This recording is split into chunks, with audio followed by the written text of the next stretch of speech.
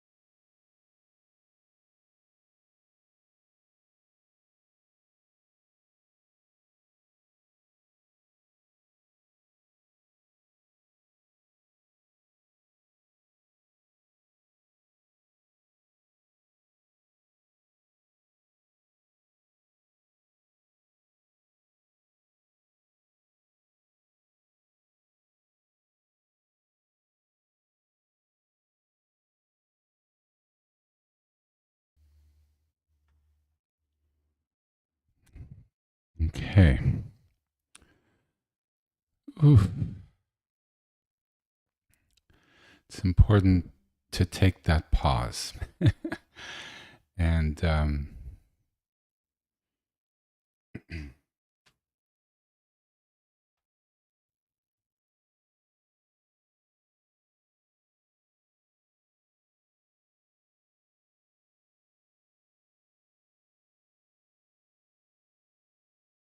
so I'll start with sort of a thing I'll be mentioning a little bit briefly for the next week or two.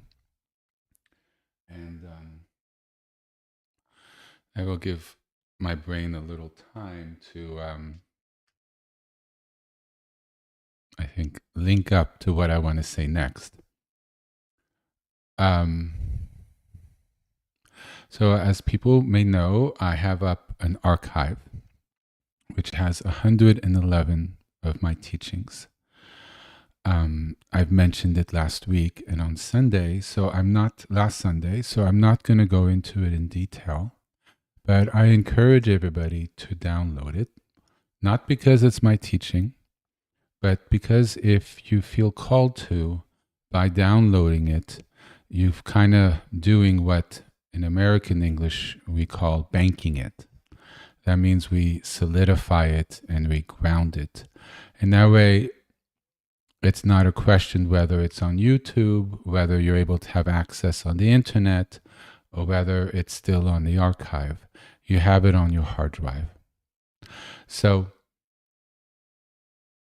the link is attached to the description section of the teaching. And as I look at it, it's right there. So I will walk people through who wish to do it. And as you're listening, it could be downloading in the background. I tend to put things off and they don't get done, even though I intend to. They do get done, but, not right away. So I thought I'll walk people on how they want to do it if you feel so called. So it says 40 gigabytes. Don't panic. It comes compressed in a zip drive. It's only 27 gigabytes, which is not a lot if and it has all 111 video teachings that I've given over the last 2 years. So if you scroll down just a little bit to the right section, you'll see on the right-hand side, it says download option.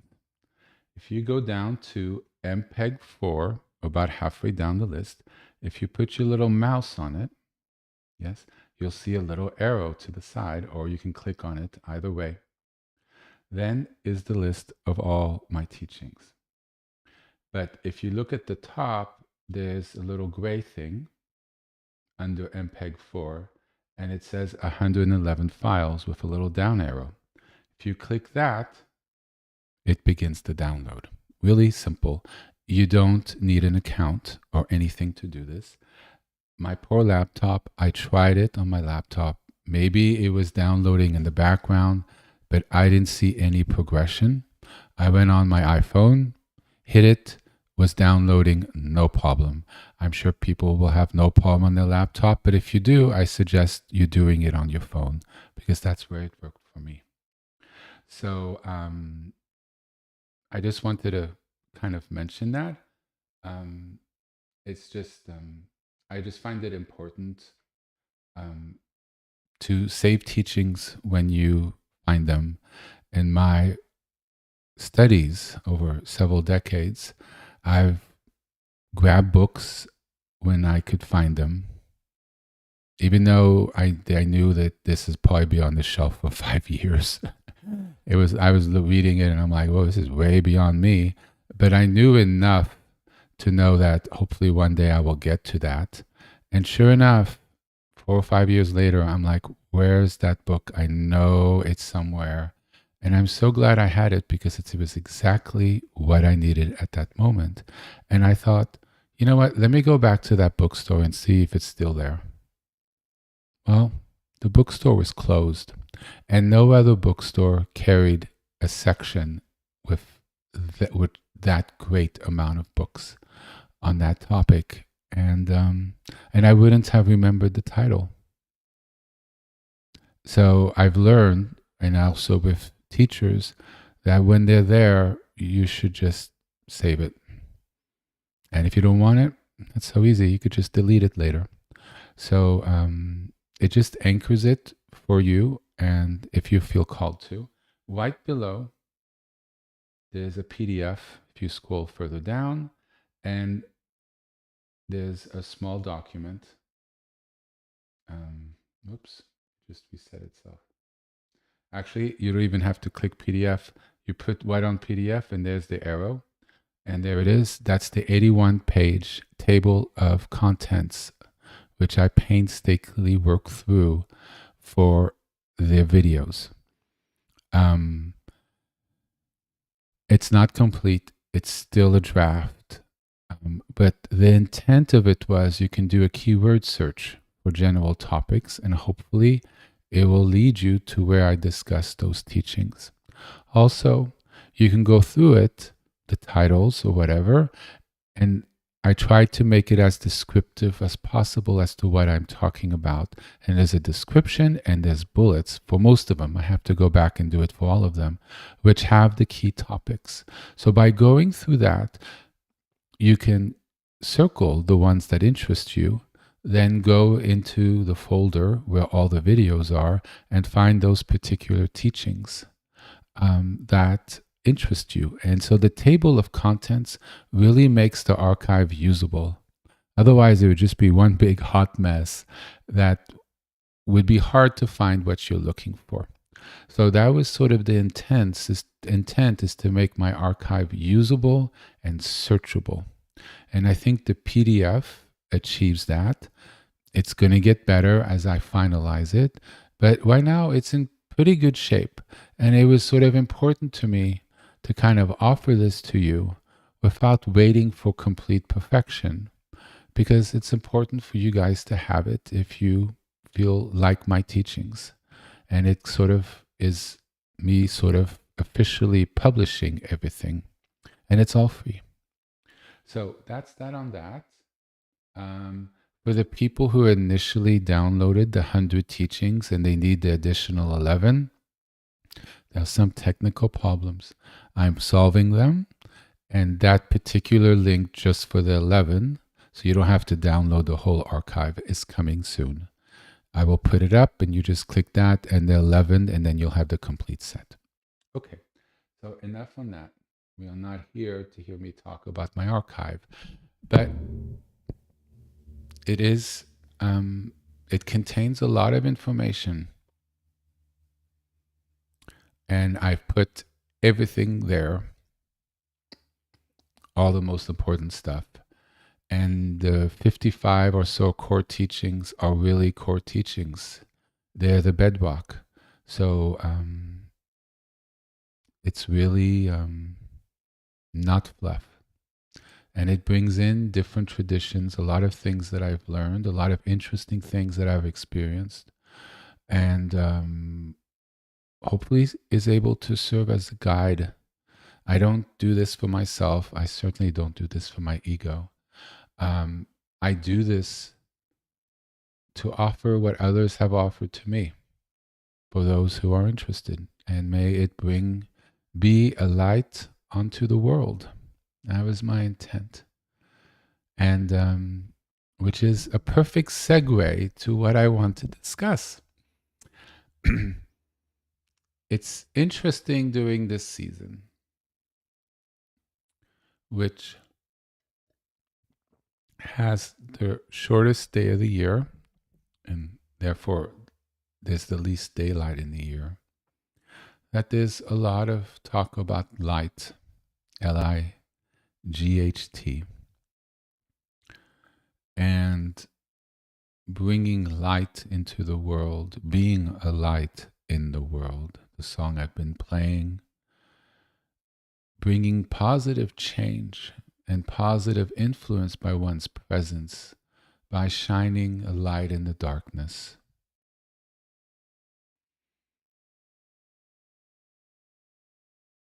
Even if we don't do anything overtly, complicated English, Um,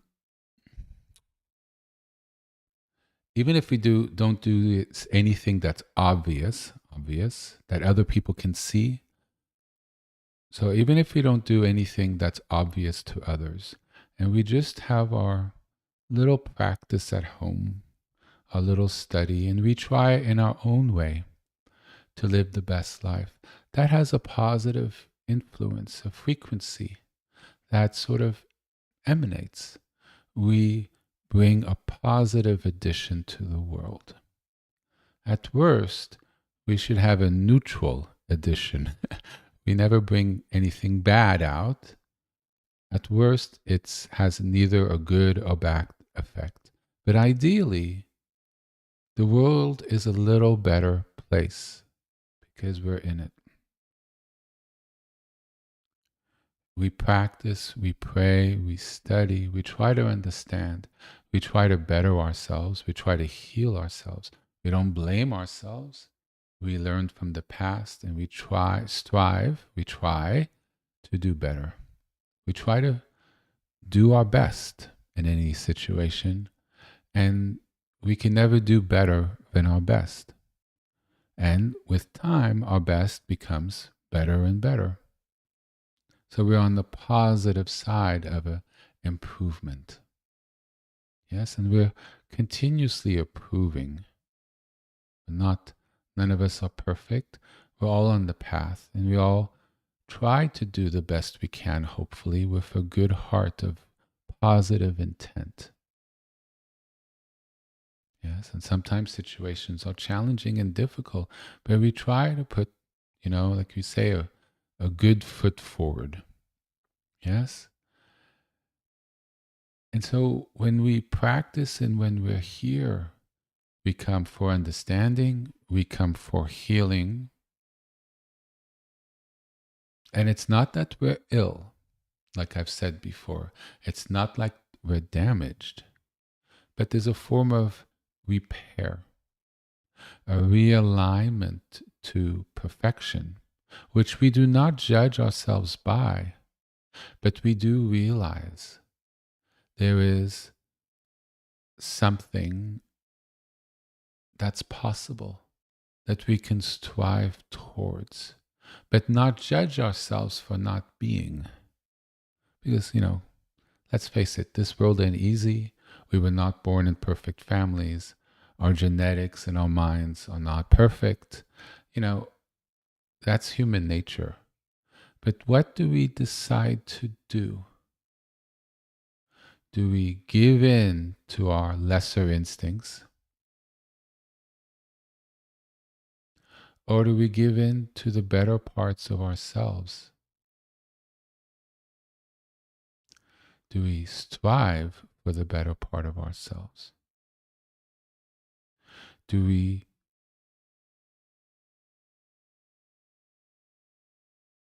make that decision?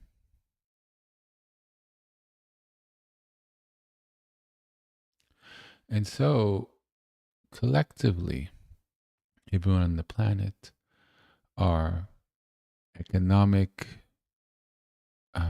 systems, our ecological nature, weather, rain, right, drought, fire, all the rest of it, right, all affect us.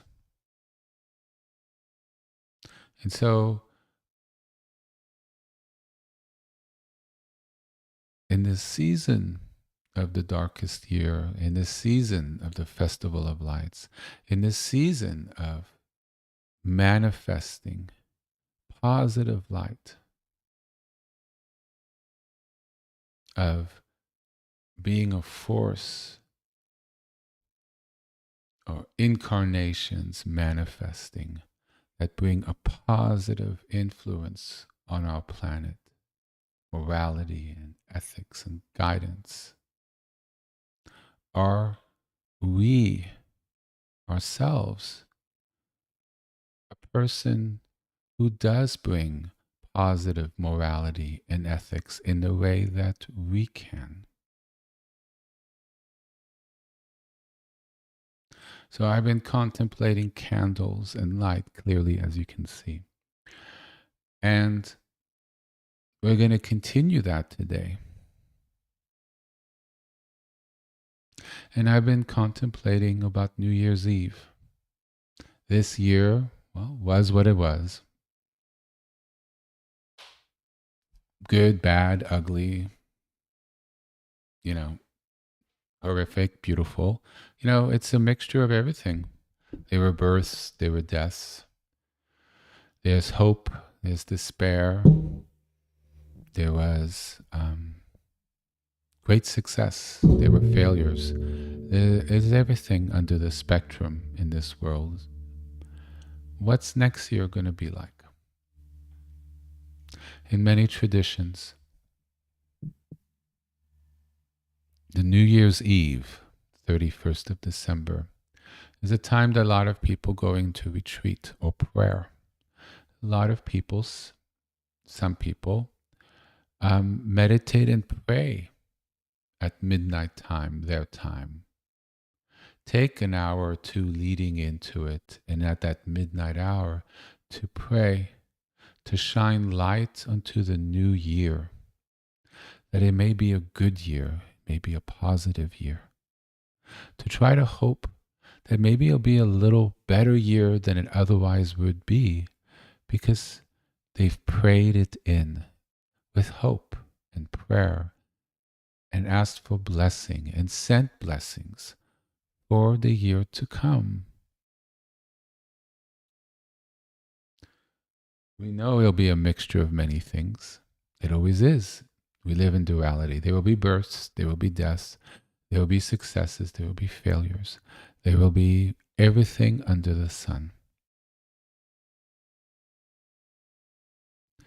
But we can pray that God will be there, that the failures and the deaths and everything else, or the indifference or the hate or whatever's negative, won't be as bad, because we pray that it'll be okay, that it might be a little better, that it might be a little better than this year. We hold the hope, we hold a flame and a candle to the new year, and we pray it in. And so I'm offering that we get together as a group on New Year's Eve. Now, everybody's New Year's Eve is at a different time. I'm so blessed and fortunate that you guys are all over the planet. And with the miracle of technology, we all live in different time zones. So, if one is able and one wishes to, you can take some time on New Year's Eve or doing New Year's, the 31st during the day, to pray. You can set your alarm an hour before midnight if you're already asleep to wake up, which is what I'm going to do because I'm an early person to sleep. And pray it in your time. Set up your candles, pray. Do your practice, do some reading from a sacred book.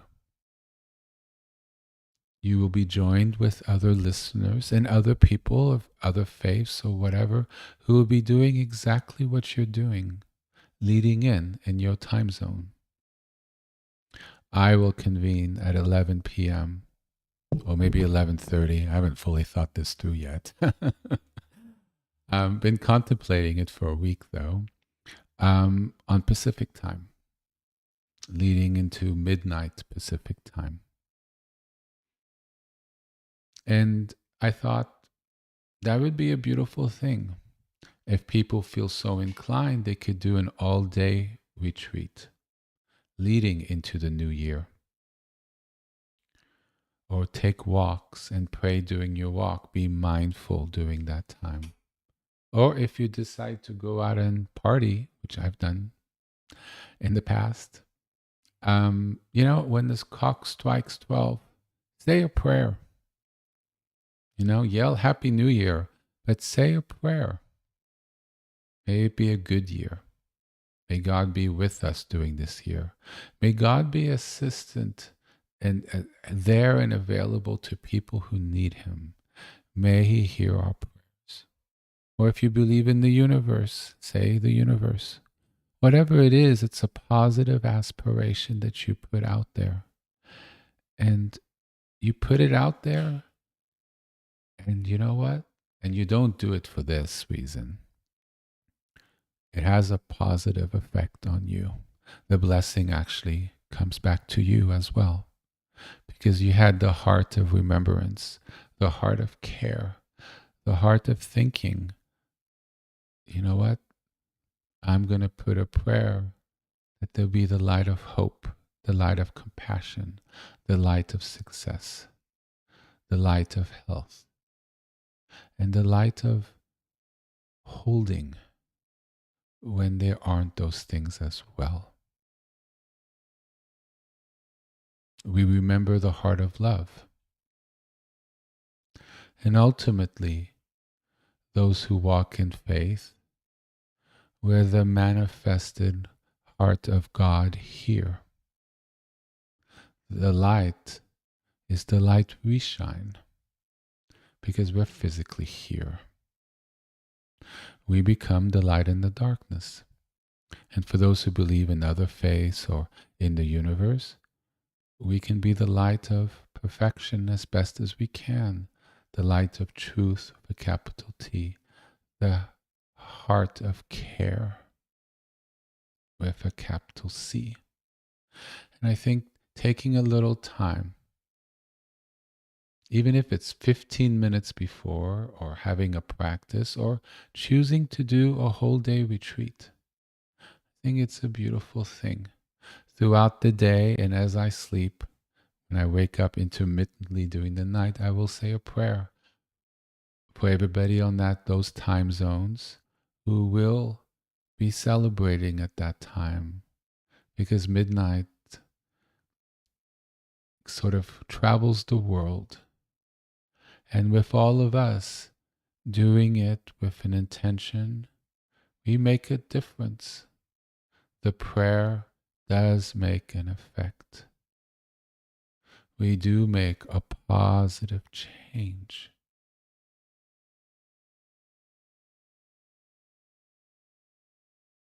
Yes? So we're going to move into our prayer practice, but I made an error and I wanted to sort of fix it slightly. I put out a teaching that I meant to edit before putting it back out, and it was a recent one. And so people might have listened to it. I apologize. And it's in the archive currently, and I have to swap it out. It's when I encourage everybody to exercise. I sort of corrected it the following Sunday. But as people have noticed, sometimes when I say something I want to fix, I either hop in at the beginning of a recorded teaching by editing it or in the middle, and I neglected to do it. So I said it's important to exercise to have good health. And so I recommended the gym and everything. You know, I lived many years in a different world than exists now with, I don't know what they are, 4 respiratory diseases. Now apparently there's a horrible flu going around. And there's COVID, and God knows everything. So be careful. When I say go to the gym, my mind was 10, 15 years ago, where you didn't have to worry about these things. God, I wish we can go back to that time. So be careful. Everybody's inside. There's a lot going around. The flu is bad. Maybe exercise at home. Just be careful. And so I wanted to put that in the teaching because I don't want to encourage something that's half thought, which I may not do myself, given all of these things that's going around. Or I may wear a mask when I do it, protect my lungs. Because when we're a light in the world, what we do, we're just not doing for ourselves, but we're doing it for others, for our families, for the positive effect or vibration we have at work to carry forward. So by learning over years and growing and healing, our light can be bigger. We could be available in 5, 6 years by being here and healthier. But maybe the world's a little different. But we got there, and maybe our light would be able to be much larger than what it is today. So we watch our health, we watch everything, and we are careful, and we're mindful how things change. We, in a way, there's a responsibility of self-care as well. I've said in the past, when you start the path, it's okay to focus on yourself. I've said it many times, actually. We're all about helping others, but we're not good to help others until we've taken care of ourselves first. So at the beginning, you focus on one's things that need to be improved, one's health, wherever one's issues are. It could be anger, all sorts of things. You work where you are and you focus. And at some point, as you create a stability and your home, yourself, your body becomes more whole, WHOLE,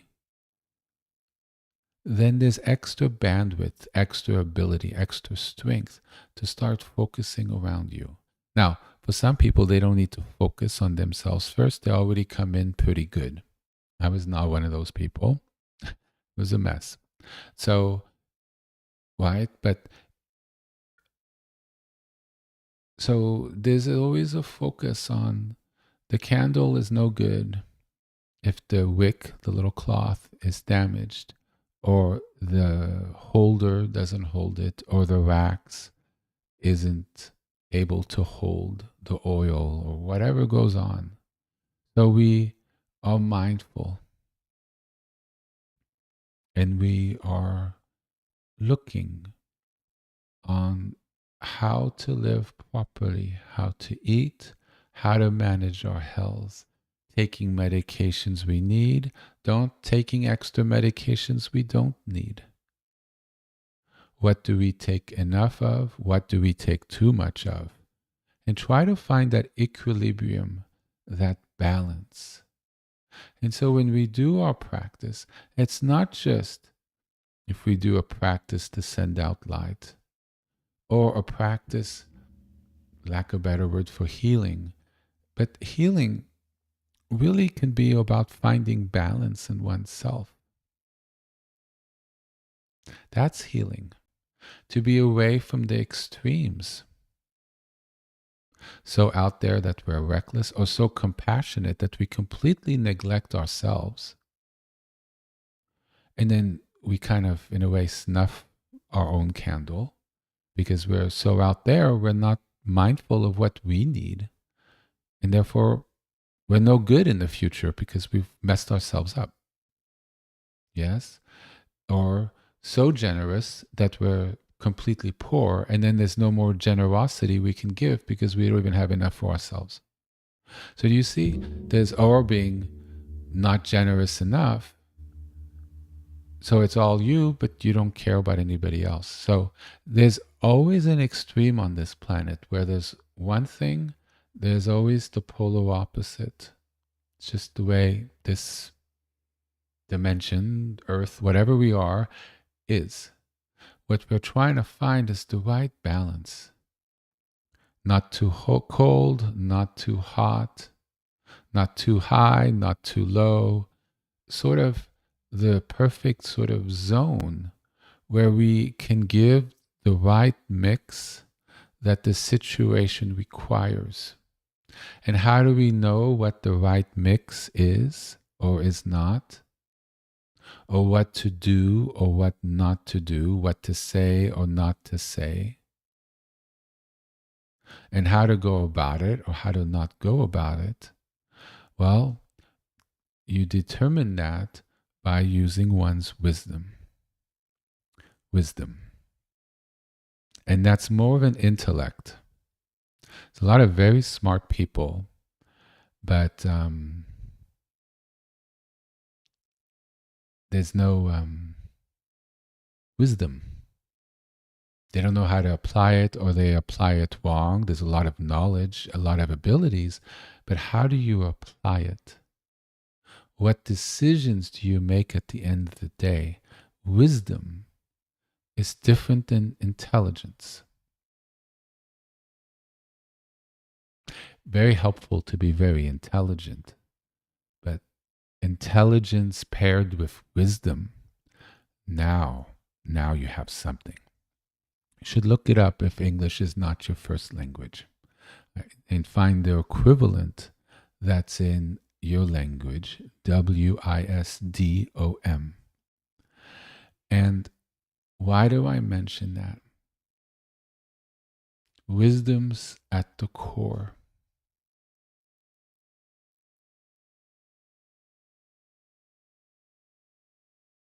There's wisdom one learns, though it's hard to learn it. But I'll share what I mean with that in a moment. There's a more grounded wisdom that comes from learning from people around you, or books, listening to me, listening to others. You sort of get into the pool of it, right? And you sort of get the flavor of what it is and how to go about analyzing and seeing, and things to contemplate that you didn't think to contemplate before. You grow in knowledge in a way, right? And you become wiser, more knowledgeable on how to apply, more thoughtful, less impulsive, right? Wise people are not very impulsive by nature, unless they know quickly what to do, and they act in wisdom. And there's a transcendental, been using that word a lot, something beyond wisdom. So when you're in the central column or the central channel or the third eye, which I have yet to talk about, I so apologize, you're connected more when you pray a lot, and you get that Wi-Fi signal with God, when you're connected to that copper wire with the hotline, that red phone to God, which I've spoken about in the past. When you start developing that connection, suddenly you have these aha moments, or you just know what to do. And with time, you kind of slowly get comfortable with and knowing that it is the right thing. It just clicks and you know. And then with experience, you realize it is correct. And it's not some subconscious thing that's you think's correct and it's not, and you get really, pardon my French, really fucked up. So you have to be careful here. So there is a wisdom that's beyond intellect, beyond knowing and not knowing. Yes, it's real. Yes, take my word for it. Yes, with time you will find it for yourself. It takes practice. It takes a repair. It takes being balanced. Do you notice central column of the Sephirotes? Not too extreme. All the Sephirotes in balance. Not too much in the masculine or in the feminine. You're in the central. Energy going up to Kundalini. That means it's flowing properly in the body and the chakras are aligned and flowing properly. So there's a path to attain that.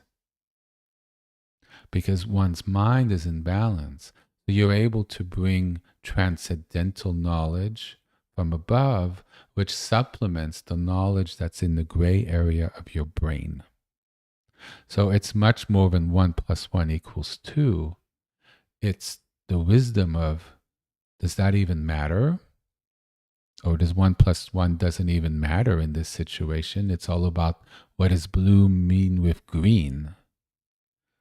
That's the right question. That's partially intellect and it's partially wisdom. Or what does 2 even mean? See, it is an intellectual, but is there also a wisdom aspect? Something that's beyond the math, beyond the normal understanding. Yes. So when we're the light onto the world, we do it in a wise way. What's required in that situation? Where do we overextend ourselves and then put ourselves in danger? Or does the light need to be more internal for this season or not? Is it a good time to speak up at work or just to shut the F up, because then you'll be targeted? And then you're the one suffering. So and which practice is good for this moment in your life? I teach so many. Please don't practice all of them, because then you won't be good with any of them. You learn the one that you need for the moment that you feel called to. And with time, if that shifts, then you learn that one. And if you feel that now it's time for another one because you want one that focuses on something else that's coming up in your life, which is wise, then you look for the next one. And with the course of time, whoa, in 5, 6 years, you realize you've practiced 10 of the different practices.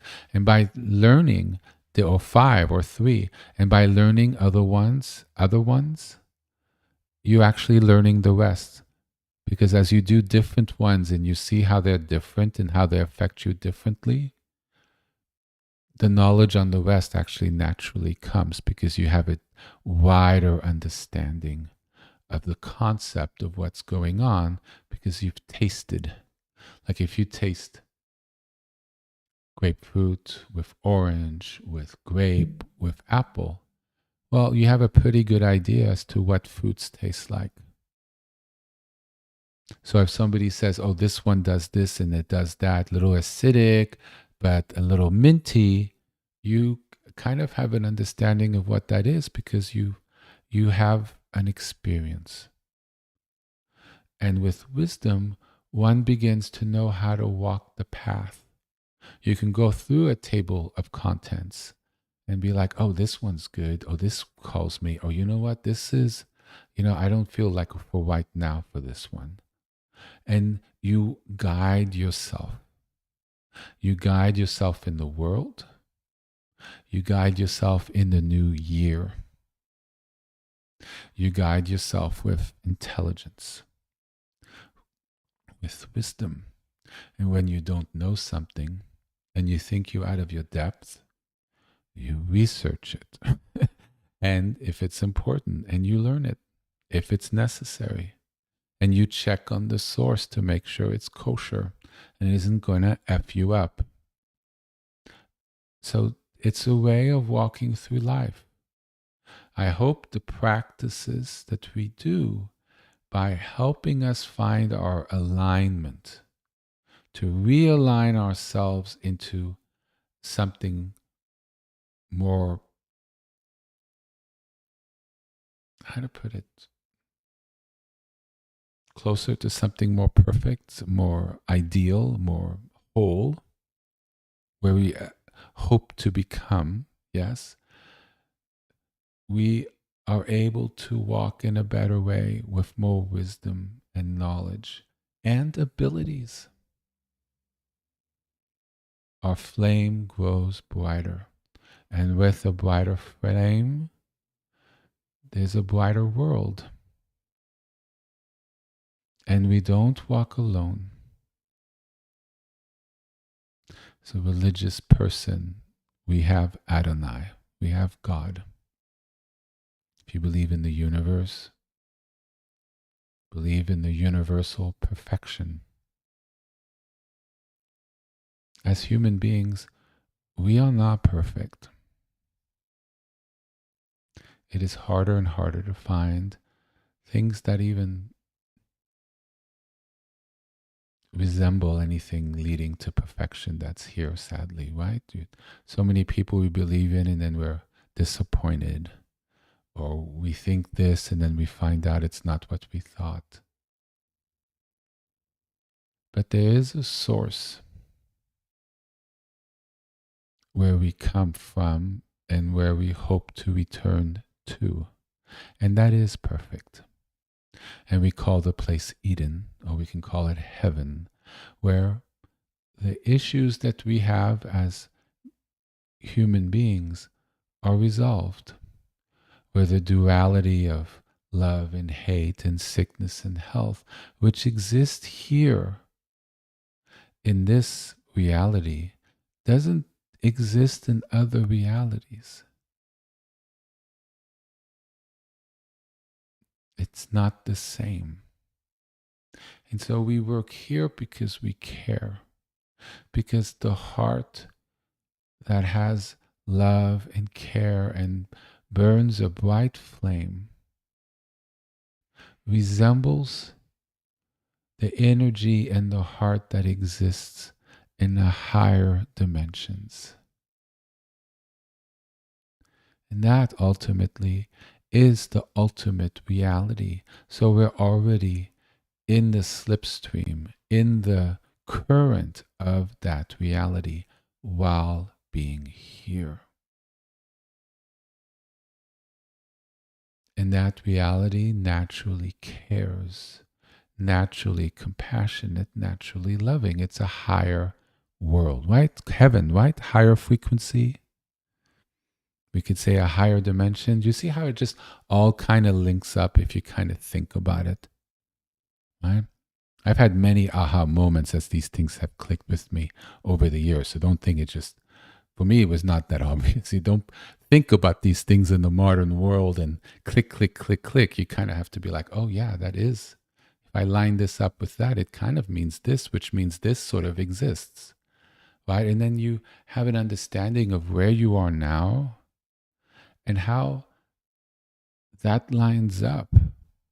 And so we naturally develop that connection to greater sources of help that are beyond each other and this world, because we're connected to what's eternal, what came before, what came after, and is still here present today. We just can't quite see it, but we can certainly connect with it. Right? The Shekhinah of God is in everything. Without that presence, there would be nothing here. Nothing here is permanent. Wood you could burn, cement, even cement corrodes. I heard they developed cement, there might be more, but it took a lot of technology to develop cement that would last 1,000 years. Imagine that. Something so solid would not last more than 1,000 years. Rocks come and go. I think dirt come from rocks. I mean, it's seashells and stuff become sand, and then sand can become glass, and then glass can break, and water can evaporate. There's nothing permanent here, my friends. We're alive. Well, one day we won't be. Our bones will even be gone. There'll be no trace of our physical self. But what animates our bodies? What brings life to this world? These are things to contemplate about, because it gives a perspective as to, oh, this is kind of what's going on here. So what is real? REAL. What is going on here? And how do I live a good life? These are philosophical point of views of questions that are important to contemplate. Didn't mean to spring you on that on a Wednesday evening. Did not intend to go down this little valley of questions to keep people awake at night. But it comes to, how do you live ultimately? When your time is here, what are you doing here? Is it meaningful? What does one do here that would survive?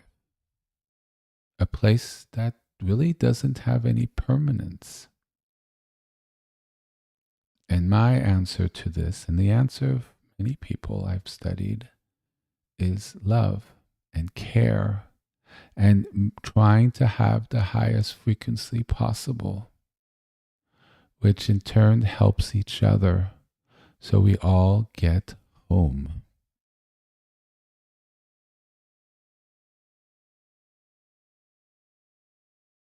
When the Shekhinah lifts, what's left? Anything that's alive and good goes with it. And then it's home. And are you sure it exists? Does it not exist? Well, look, when I started, I wasn't that sure. I'll admit it. When I was young, how do you know? I had faith. It's interesting as you walk the path, you just end up knowing. You just know. And you have no doubt, and you know it's true. How? It's transcendent. There's enough lining up that occurs that the faith becomes solid and becomes a fact. And then as you study and pray more, you don't find anything that contradicts that from an intellectual point of view. Just because something can't be proven does not mean it doesn't exist.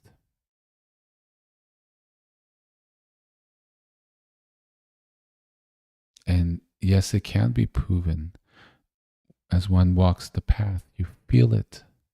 So even though you can't really have anybody else feel it, which is sad because that would help them, but your frequency, your conviction, your care, how you manifest, people be like, oh, this must be something there. Look at this person. I've been in front of very, very blessed people. You walk into the room and, whoa, the whole frequency in the room changes, and you look at them and you're like, oh my God. Whoa. You just like, that's a living saint. And you're like, how in my lifetime am I in front? There's a living saint on this planet? That blows the mind. Because you always think they're in the books, they're in history. You look at them, and there's literally a bright light in front of you, and you just see the face is radiant with unconditional love. And I could see people's frequencies a little bit, and you literally see their frequency shooting straight up. And you're like, whoa. You have no doubt where they're going in the future. They're halfway there. I mean, they're all the way there, actually, but pretty much, but they're still anchored here. But the vibration is of a whole different world while anchored here. They have a full heart of God. They are light on the world. And they're a beautiful example and teaching and inspiration to the rest of us. May they forever be blessed as well as us. So we're going to turn to our practice. And I think on Sunday, I cannot say this as well as I just said it tonight. So we might start at 6 o'clock a.m., a little earlier, where I would play this. And then I'll hop in at 7 so everybody can hear it. Or I'll hop in at 8. I want to have a live presence on Sundays. I was told not to stop teachings when they flow. But Sunday is the main day. But I sort of went there to, if people want to join us on New Year's Eve. See, I looped it all back. And make it a prayerful day. A little here, a little there, or people might want to make it a full day. Or just set your alarm at 11:30 p.m. Drink a little tea or little cold water on the face and light that candle for the new year.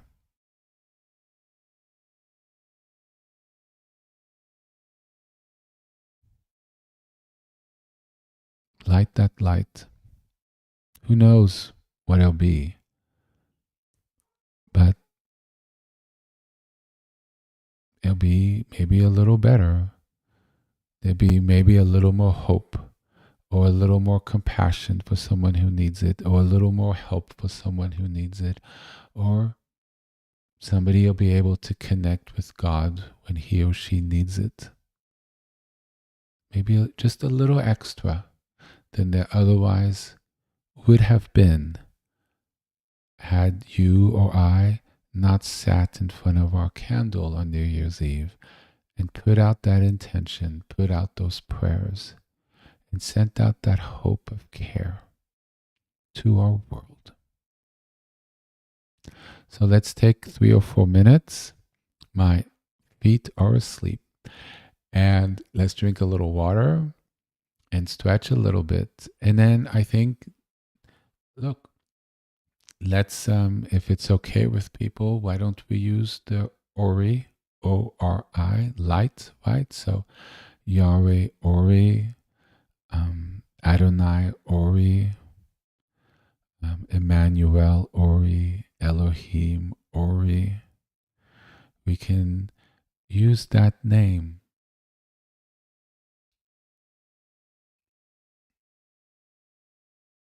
Pulling something up here.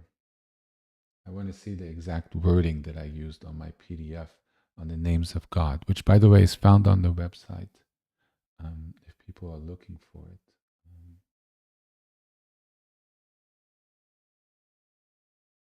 Trying to be consistent here. One moment.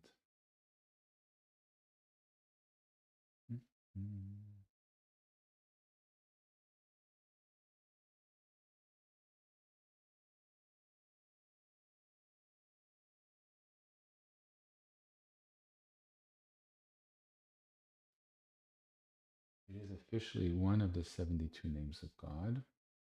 And I want to say it exactly how I said it in my PDF.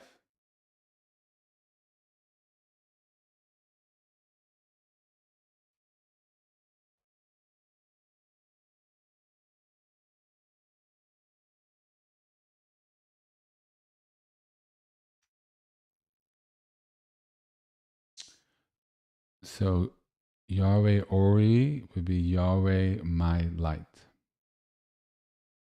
So what we're doing here, Emmanuel Ori, Adonai Ori, all the names of God you can use. So what we're doing here is, and it's what page of the PDF here? Let's see. Oh, page 2. And if you look at it, it's not all 72 names of God, but really a lot of them. O say Shalom, maker of peace. El Tamin, perfect God. El Emet, God of truth. Really beautiful. You really learn the attributes of God. El Amen, faithful God. Faithful to us. Faithful to his promises. Faithful to his covenant with us. The covenant's not just us to his, but he made a covenant with us as well.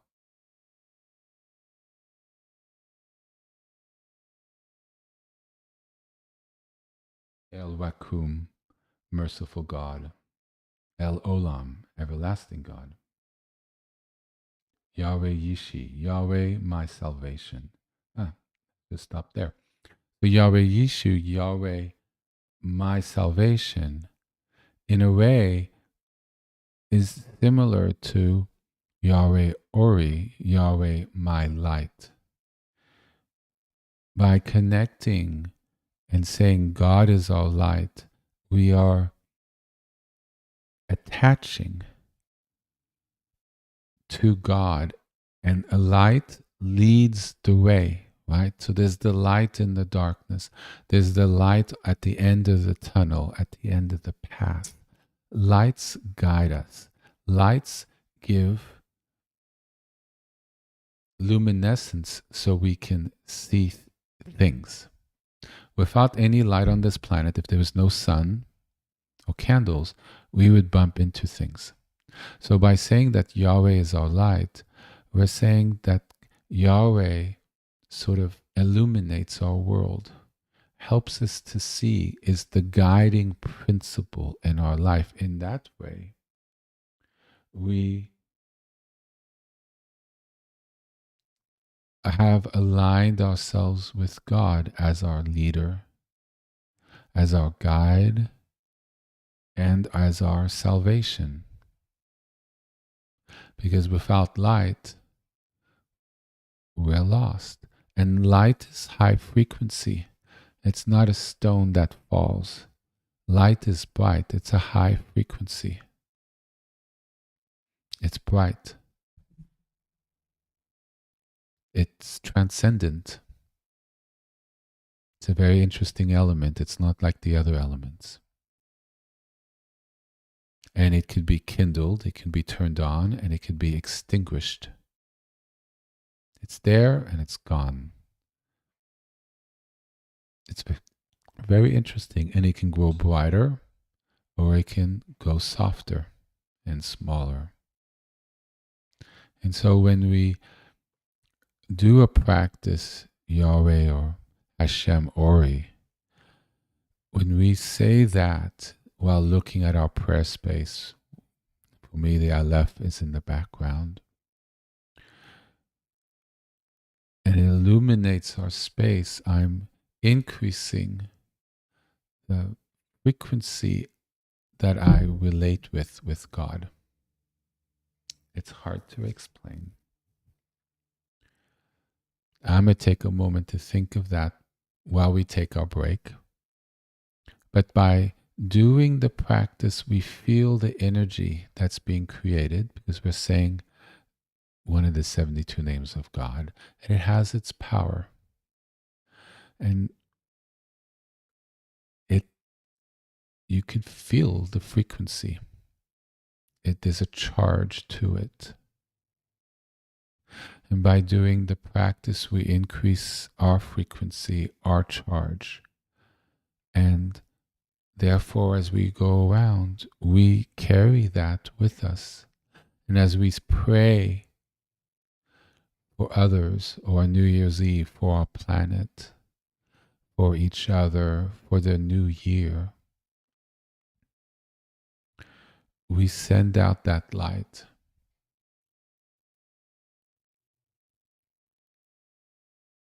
And so our practice becomes more than just our practice or how it affects our family or the community that we interact with, our work, our place of worship, wherever we go, but we send it out to the whole planet.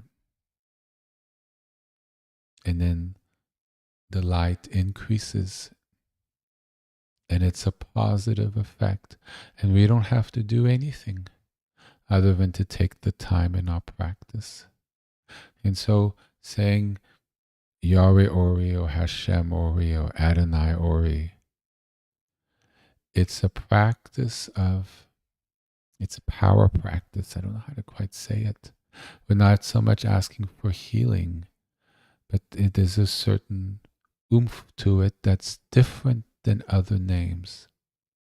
And as one does these different ones, you come to an understanding of the power of words and syllables. And you realize for certain things, it does certain things. And so I think it's an important practice leading into the new year. And so we'll come back in 5 minutes and we'll do the practice for a little bit. And practice together, which I always find to be very beautiful to practice with you all. So in 5 minutes, we will reconvene. So 8:16. Okay, see you soon.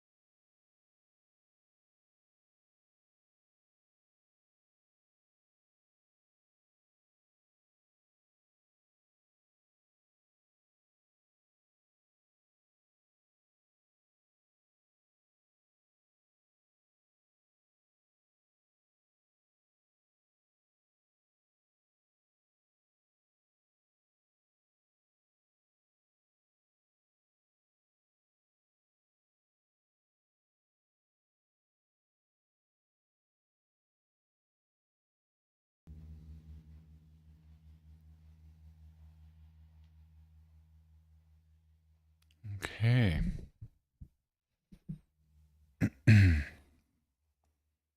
We'll make their way back a little bit. Not sure if 5 minutes were quite enough time. Oh, there's my voice. I guess it's coming through, which is always good.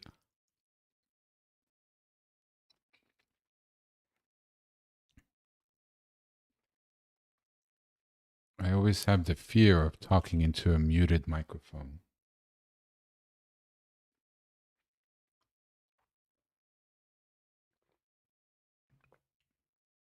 So I gave it some thought and looked into it. Since technically I am introducing a new name of God, and it is one of the official 72. Oh, yeah, to go back. So actually, some of the earliest, actually, yeah, what, over 2 years ago, starting that October 2 years ago. So what, 12, 24, 26 months ago, the first teachings that I really recorded that are in the archive actually, were on the names of God. And that's when I first introduced the concept. And I've been speaking a little bit throughout, but they are 72 names of God spoken in the Torah. That's where they come from. The website has a whole little thing about it on the names of God, how many times they're said, certain ones. I don't list all of them. The latest was the PDF that I've alluded to as what I felt are the main ones. One of these days I'll create a PDF with all of them. But you really get an understanding of God when you read these names. And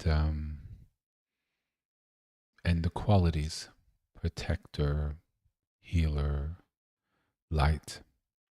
So here's a little something on Yahweh Ori.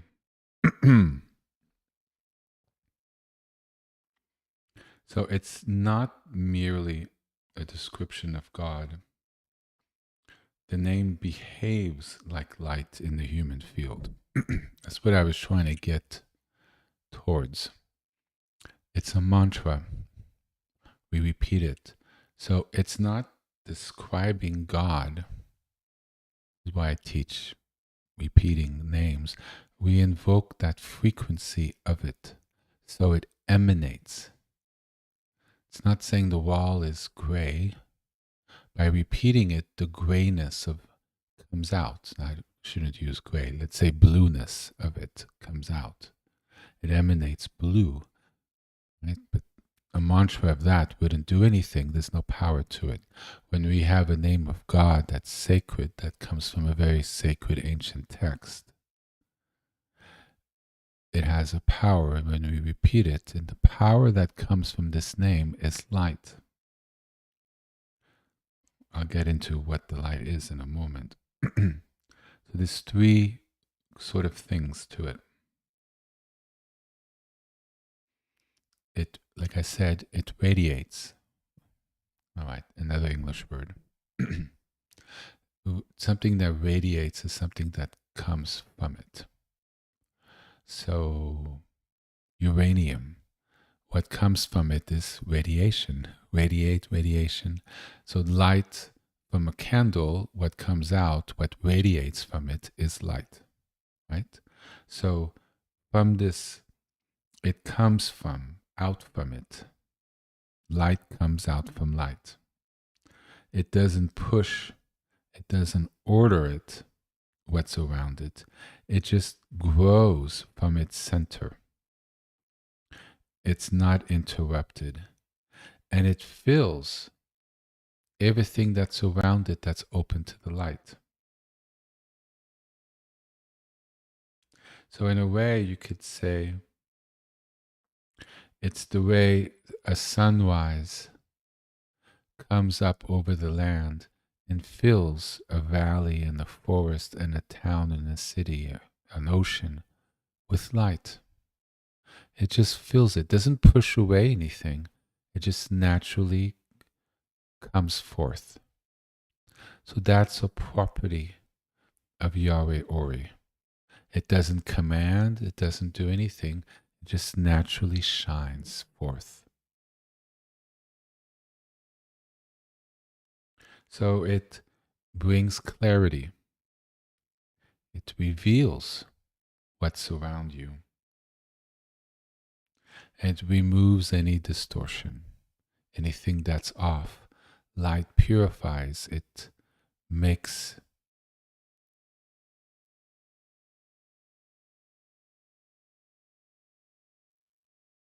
things that aren't clear.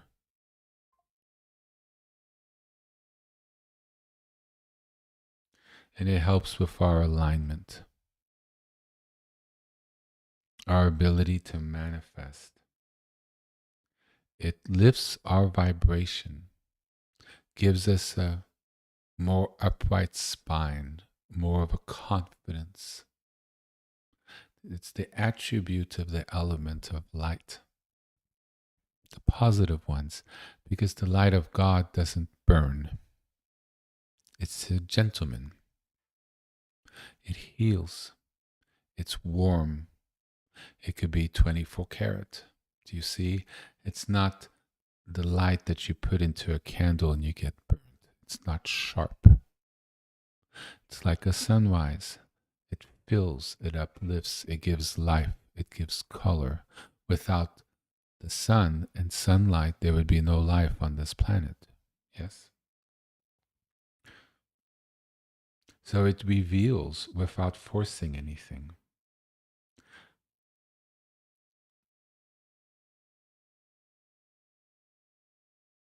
So the sun doesn't need to do anything. One doesn't need to do anything because one can sit with that frequency and it just comes out. So for New Year's Eve or this practice, we don't necessarily need to do anything outside in the world. That's the power of practice. Because by merely doing the practice and invoking the sacred name, we improve and heal ourselves. We increase our ability to radiate light, a frequency that's higher. Yes? And that in itself has an effect. Without having to move, say, or do anything. Because the light radiates, emanates from. And yet the candle that I'm in front of hasn't moved, yet it fills the entire room. Otherwise, I wouldn't be able to see anything. Yes?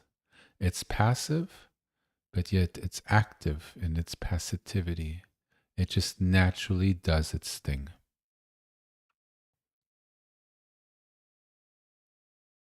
So I wanted to touch a little bit, and I'm not going to really get into it because it's a whole teaching, and I don't think I've really mentioned this before. Each name, well, I think I have, but since I'm on the topic, I didn't know I'd be giving a teaching on the 72 names of God tonight. Whoa. Well, as I'm guided, people should choose the name that they feel called to at the beginning. And you should practice the name you feel called to. And with time, you learn different ones. I started with Elohim, worked with Abba, went through the whole line, ended up with Yahweh, and I seem to be here and may never leave. But they each have different properties. So saying Elohim Ori, Hashem Ori, Adonai Ori, Elohim Ori will cause a different frequency when compared with the Ori. Because it's not just saying all the different names of God, because they all translate, well, you could translate a little differently depending on where you go, but at the end of the line, it's a name of God. But the frequency of that particular name is different. And one begins to discover that. Abba Ori, Elohim Ori. Well, that's a good example. So listen, get a little. Where's my glass of water?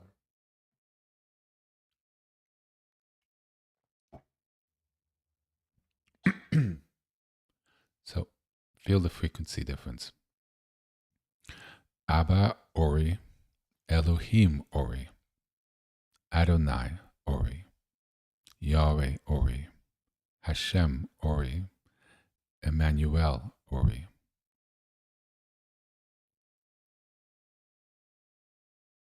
It sounds a little different, right? The tone, a little, well, it brings up different manifestations, different ways that the light comes or affects. And I just open that concept to you. I'm not going to dive into this right now. I would need to prepare. But as one practices, one begins to have an understanding of the different names. Let me give you one now, make it very clear. El Shaddai Ori. Do you see how that one clearly is in a different class than the others? Yet that's also a name of God. That one's very authoritative, very commanding, very powerful. That's just blasting out the light. It's commanding the light. You see the difference? So I mentioned that as a sort of, look at that. And that's something for you to contemplate and to explore with your practice, especially if you've already worked with one name and are now on another one. And you don't need to be, mind you. But if you have had that experience, and especially if you've had an experience with one name, and now you're having an experience with another name, that's when it gets interesting. You could ask yourself, well, what's the difference between the two? How is my experience with this name different than the experience with the other name, and why? And as you discover and come to understand the difference, you begin to discover the power of mantra and how words and syllables and different empowerment for different names work. And then you grow in your understanding. And then your toolkit grows, because then you realize Ori isn't just Ori. What word do you put in front of it? And it can be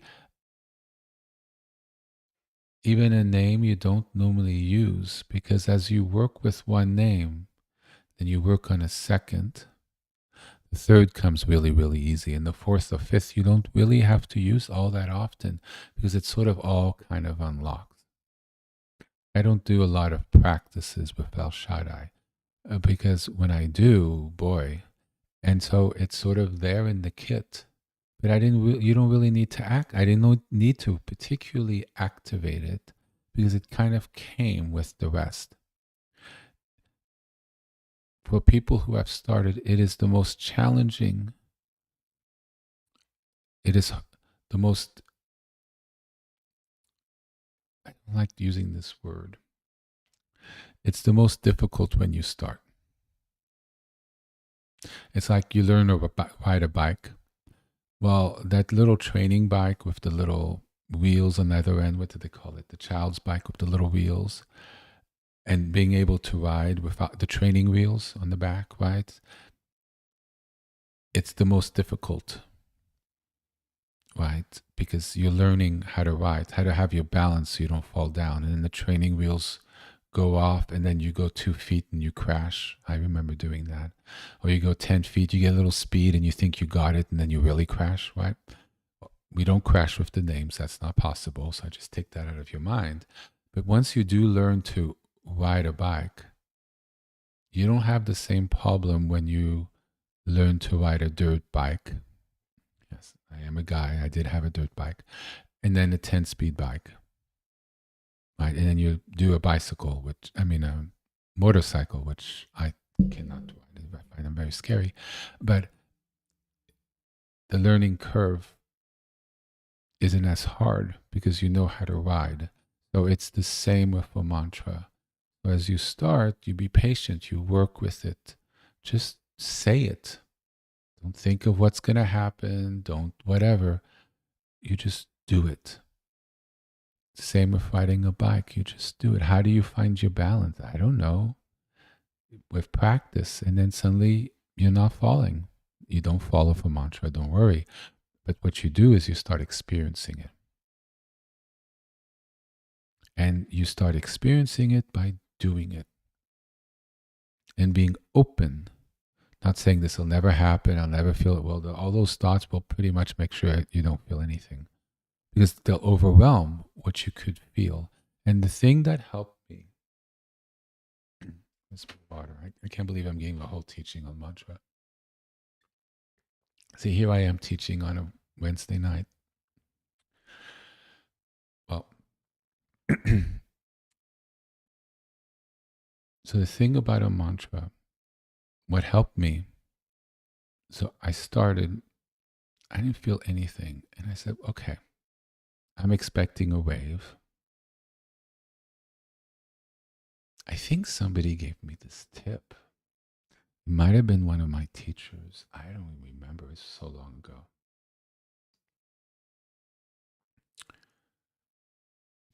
I focused on a little something I was feeling that I didn't feel when I started. And let me tell you, it wasn't a lot. Just a little, what's going on here? Now, I didn't focus on it because it would take my attention from it forming, because my thoughts would overwhelm it. And now I'm no longer feeling anything because my mind and my thoughts have taken the focus of the energy in my body. Oh, this is getting out there. So, right. So what you feel is where your awareness is at. If you're thinking, all your awareness goes to your mind. But a mantra is more, it's a whole body felt sense. You start analyzing the feeling you're feeling. The energy will go to your mind and you'll stop feeling the energy that's coming into your body from the name. Does that make sense? Okay.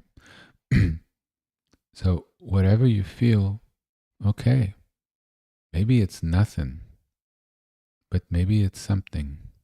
So you look with an open mind and see how it develops. So it's like feeling a little wind in a room, a little coolness. Right? This is an example. It won't feel cool. COOL. But you're in a room and you feel just a little draft and it's a little cool, right? So you slow down and you feel it. And because you're feeling it and you've stopped moving and your attention is placed on it, you realize it's not a small little draft, but it's actually much more. Because you've slowed down, you feel more of it. Do you see what I'm getting towards?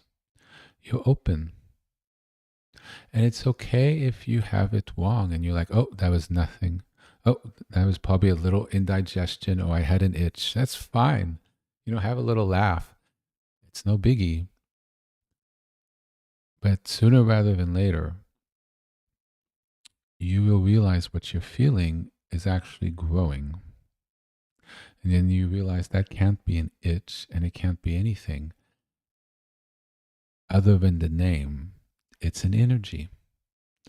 And you find it actually very relaxing and very healing. And you're like, you look at it with curiosity. You're like, what in the world? And you get confidence. Doesn't mean you necessarily trust it wide awake. Some people might find it a little scary. It really isn't. It's blessed. But it's something different that comes. Why do it if it doesn't do anything? If it's a prayer, just say the prayer and get up and be done with it. Why do we recite it so many times? Why do we have prayer beads? To infuse and work with the energy. It's like bringing the energy forth, right? So you're open and you experience and you're like, oh my God, this is what it is. And you see how your body relaxes. You see how your mind shifts for the better. You see how you're better the next day. Or a pain that should have lasted for 3 or 4 days because you've had it many times only lasts for a day. And you're like, oh, that's just a fluke, right? But then each time you have the pain, you start saying the mantra and you realize it doesn't last as long as it would have had you not said the mantra. And then you're realizing, whoa, what's going on here? And that's how you start having confidence. You begin to realize that what I'm saying is not all out there and crazy, but you realize, oh, this is really kind of what's going on here.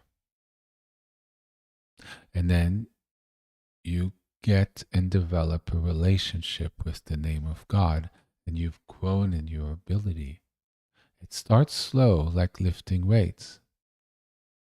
And it's sometimes at the beginning, you might have to say it 100 or 200 times before you start feeling anything. Rest assured, there will come a period in your time that you only need to say it once and you have the full effect. Or twice or 3 times. And by the third time, you are transcendent. Not just the mantra, you are at that point completely transcendent. But you've worked on yourself. It's aligned your sephiroth. It's aligned your chakras. You've reconnected with the living breath of life. And the living breath of life has many different qualities. The light isn't just light, it also has compassion, it has life, it has healing, it has protection. There's so much in these names of God. Everything that is good, holy, sane, perfect is in it. And it's not aggressive. It realigns us with our birthright. And with certain names like Yahweh Ori, it allows us to shine a light in the darkness. And that's why I believe in this day and time, around the darkest day of the year and moving into the new year is a beautiful time to get to know this name. Not only for others or this planet, but the light comes not from the name, but the light comes from within us. We emanate the name as it comes and emanates us, increases our vibration. It works with us in partnership.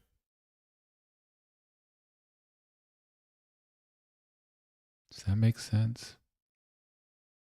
So to give a very clear example on how the names are different. If I want to emanate light into a room, I would say El Shaddai Ori. That's the power of the name. I say it, but the name itself has power that the name forcefully goes through the room. You see a difference? This is I don't think I've given a teaching this direct on the names before. Boy, I must have eaten my cereal this morning. Does that understand? Yahweh Ori comes from within us. And it emanates forth like a candle. A different name, El Shaddai Ori, commands the light. Different. This has been an advanced teaching on mantra, and I hope it blesses you all. I think it will really help. I think there's been some aha moments. And you try and you see and you grow with it. I've grown with it. I worked with it. I tried it out. I tried different names. One, I don't feel so good with this. I need to go to another one. Oh, this works. And then suddenly like, I'm not feeling anything with this one anymore. It might have worked for that day and time and led you to the next one. You see, sort of like a ladder, a stepping stone. Or there are times that I start with one, even in our prayer practice, when I say, oh, we're going to do this one today. And suddenly, 2 minutes later, I'm shifting to a whole different one. But I feel that somehow is needed and aligns things, and it actually enhances everything. One starts learning the flow as they shift naturally. When I was starting out with the names of God, they naturally, sometimes I would start with one, and it was this way for a while, the same pattern. I would start with one, it would last between 1.5 to 2 minutes, and then suddenly, without a conscious thought, I would switch to another one. And it was always the same second one and the same first one. And then after 3 or 4 or 5 minutes, I just naturally would shift to the third. They were different names of God, mind you, and there might have been different names afterwards. At the first, on the PDF, on the first sheet, you see some of the names that I've discovered myself. And there's 2, and sometimes there's 3, and you could move them around. I've explained this in the past. Look at the table of contents. If you want to know more of this, just Google the keyword names of God or names, and it will pop up a lot of hits, believe me. One of the main things I talk about. But go to the earlier ones when I describe multiple names of God. There are teachings that I describe multiple, including the ones 2 years ago in November. I think there's a whole teaching just on that, and I think the following spring as well. There's several.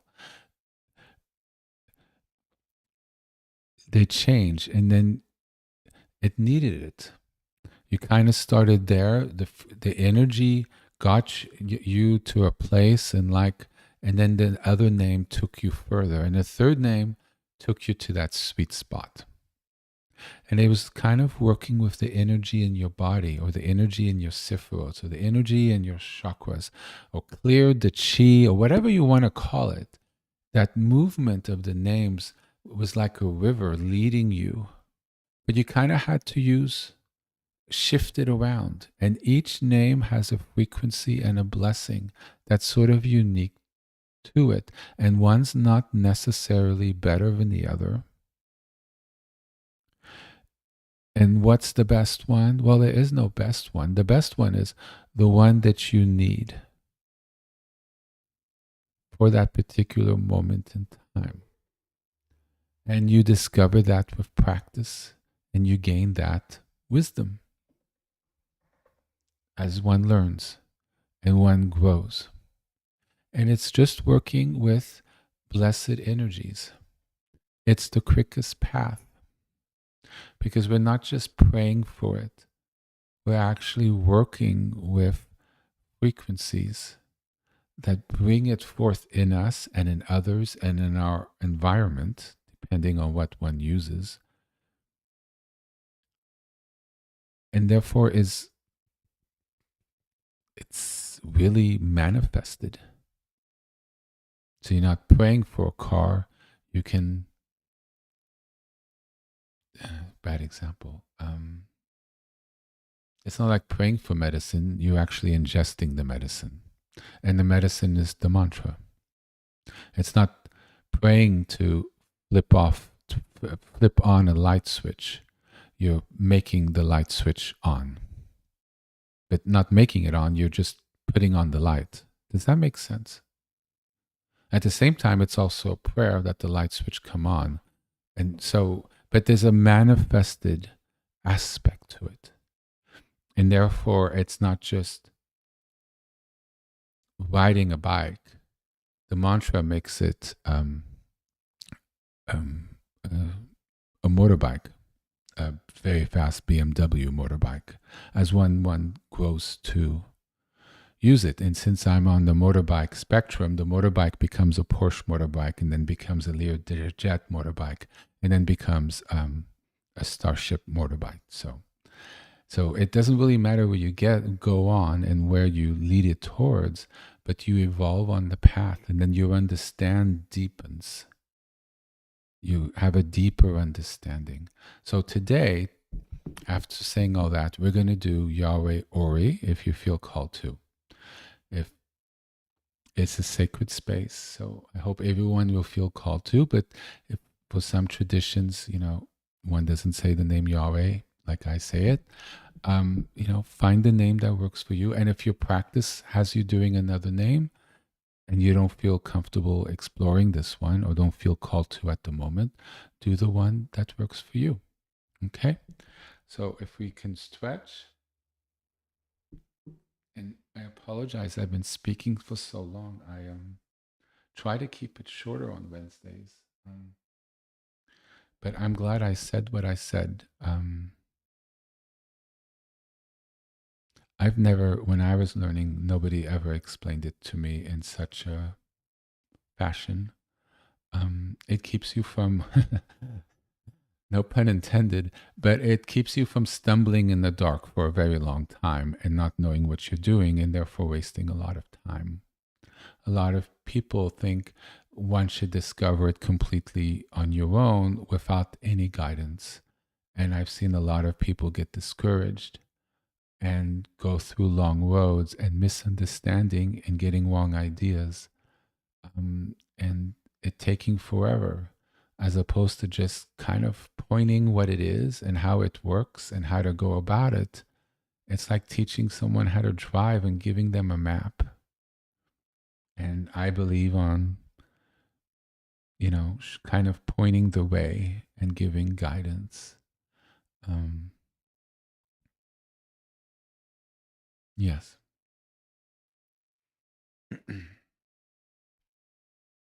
So I actually need to switch out my candle. It's been burning since I started.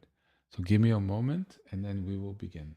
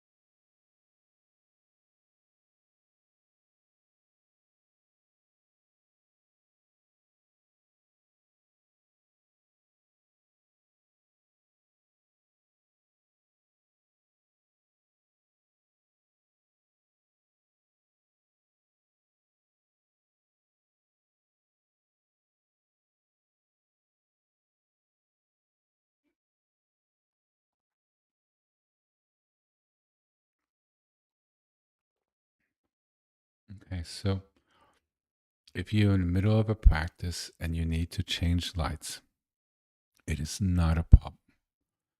So remember at the beginning, you light a light to start the practice. It is important to have continuity for it to continue. So blowing out the light to change it is not the best thing to do in the middle of a practice, because the flame is alive. You would be starting a new flame. So basically, you're kind of breaking your practice in half. So what one does is one lights the light, the new one, using the flame from the old one.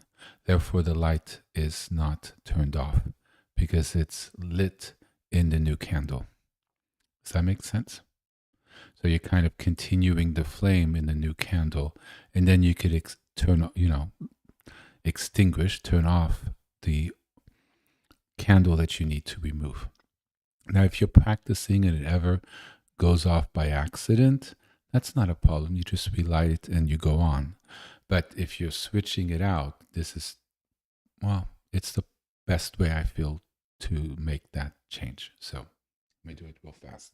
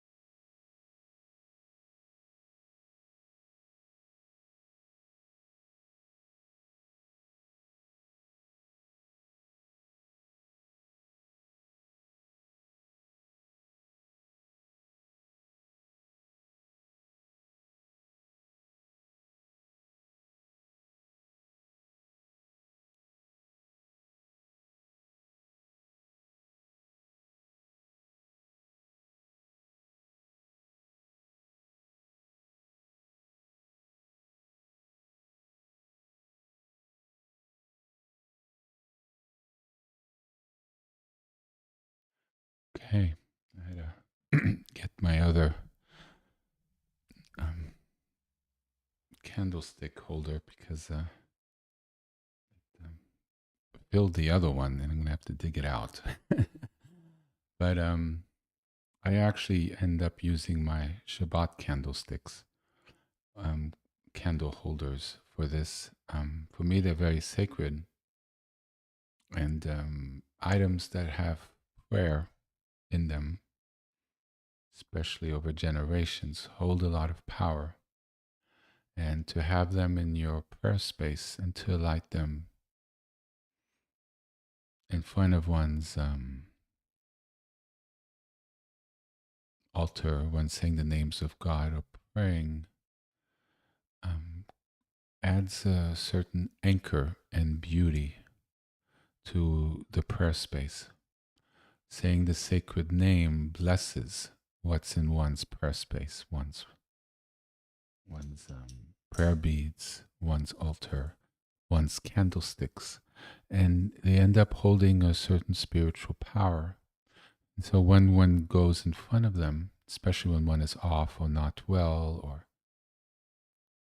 a lot of energy in different directions or whatever's going on, depressed or not or whatever, that energy influences us, and it helps ground us, align us, and bless us, because we don't only give off energy, we also receive it. And so by having sacred objects, which we in our minds consider to be sacred, which anchor in our thoughts certain things, as well as having a certain frequency in them, assists us, helps us. And we can use all the help we can get.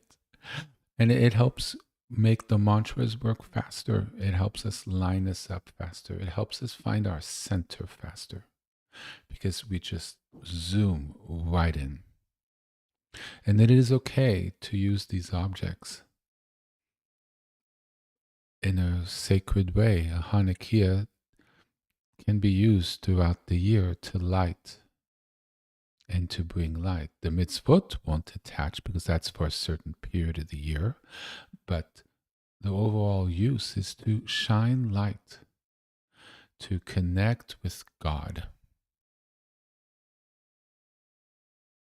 And if it helps resonate in us, so our energies go through the central column, because our frequency aligns with that and just lines us up perfectly, then by God, use it, because it becomes really its true purpose.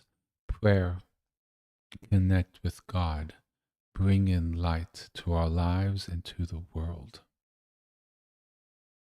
So as I moved out of my little stained glass, I've moved to candlestick holders with one flame. It feels proper for this day and time for me. And so experiment for yourself. 1 candle, 2 candles, 3, 8. Don't burn down your house. But, what is it going to be? For the new year, I'm going to put up 8. It's, 9 rather. It's going to bring in a lot of light to a world that really needs it. And we practice. We practice today, we practice for ourselves. And then when we work to do something larger, like for a new year, for ourselves, our families, our communities, our world, we have developed a certain ability, or we're still developing it. But the heart of intent is what's most important. Your care, you reserving a little time, if only if it's during the day, because you can't do the midnight, you can't get up, or you have other plans, but you still make that prayer. And that affirms us, at least personally, as well, that we start the year walking on the path, making sure that we start, and we're starting with that intent to say, oh yeah, I'm on this road here. And I'm bringing that from this year into the next, and it continues. And I think that's a beautiful thing. So let us start. And I'm sorry, if people need to go, please go. I'm sorry this is longer than I thought. I thought I was going to speak for 3 minutes or 5 minutes, and then we would do this.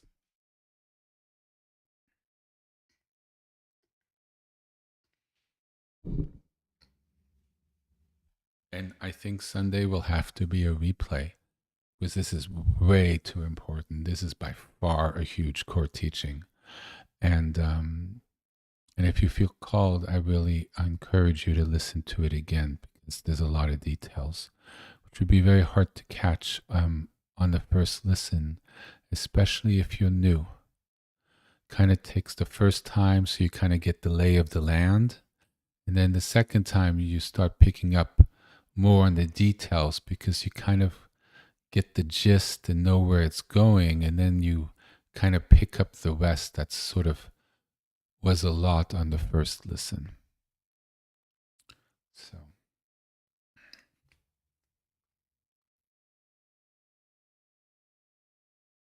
Let's start.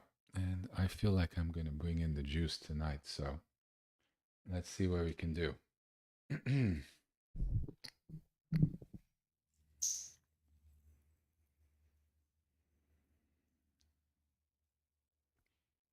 pulled out my prayer beads. I find by moving them helps anchor me when I say the names. And it's not one name per bead, it just moves at whatever pace that it naturally wants to. Or it could be one name per bead if I decide. But it's more of a fluid motion. You just say the names at whatever speed it's in doing. It's like a river. You let it flow and you go for the ride and you open and you see. And if you start feeling something shift, then open your awareness to what's shifting and see what's there. It's like a sunrise. You don't know exactly where the sun's going to rise. You kind of know a little bit the direction, maybe, or you don't know which direction, but then you start seeing a glimmer on the horizon. And you're like, is that it? You kind of focus in that direction. And then you see it getting bigger and bigger. And you're like, oh, I think that's what is the sunrise. And then you start experiencing what it is as it manifests. In a way, at the beginning, that is what it is. And and then you'll understand why I speak so much about it and how important it is. Okay, Yahweh Ori. We'll just say the Shema to start out officially, and we'll do it. I'm not going to put it up. Well, I'll put it up for the people who need it. Hold on. Here it is.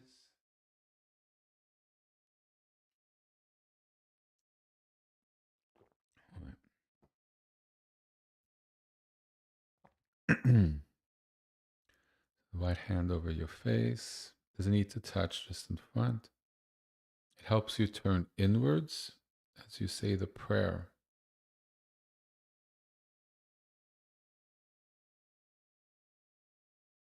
It's not a prayer that you say outwards. It's a prayer that you say. It's an inward reflective prayer. Shema Israel.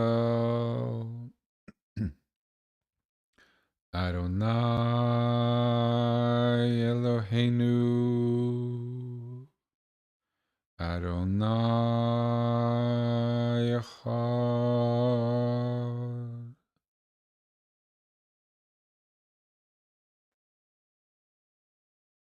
Yahweh Ori, Yahweh Ori, Yahweh Ori, Yahweh Ori, Yahweh Ori, Yahweh Ori, Yahweh Ori, Yahweh Ori, Yahweh.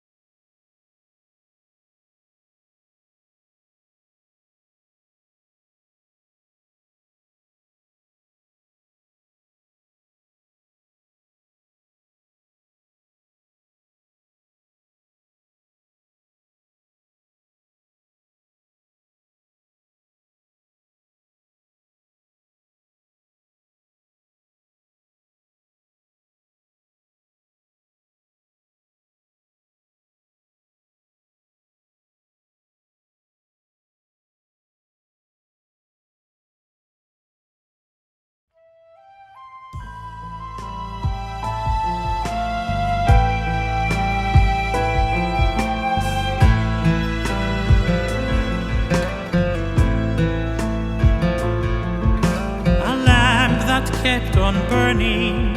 A miracle, they say, but the world has kept on turning. Are there miracles today? Everyone who lights the candles has a bit of ancient spark. We are miracles lighting up the dark. We are lights, lights of memory, remembering times long gone. We are glowing, growing miracles.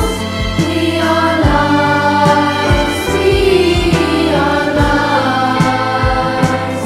We are lights, shining on and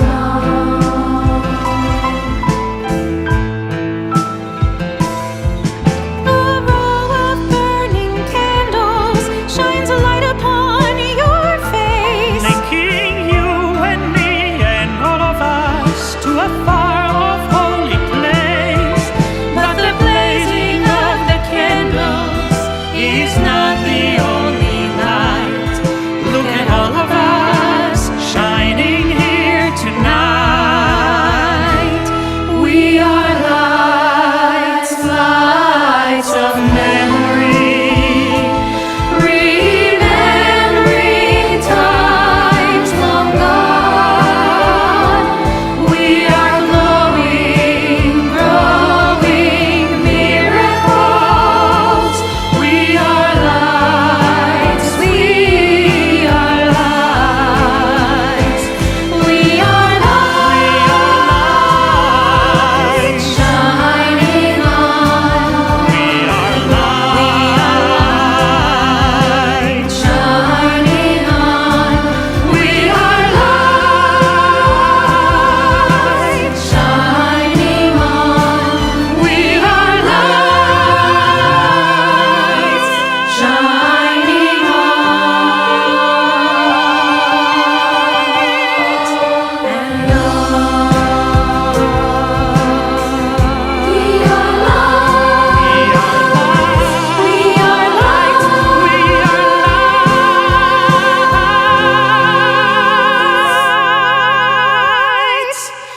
we are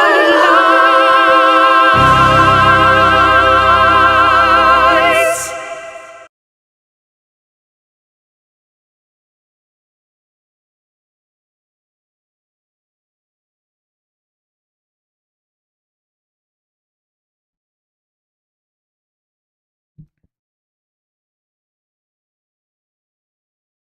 May the light and the shalom of Yahweh shine upon us forever.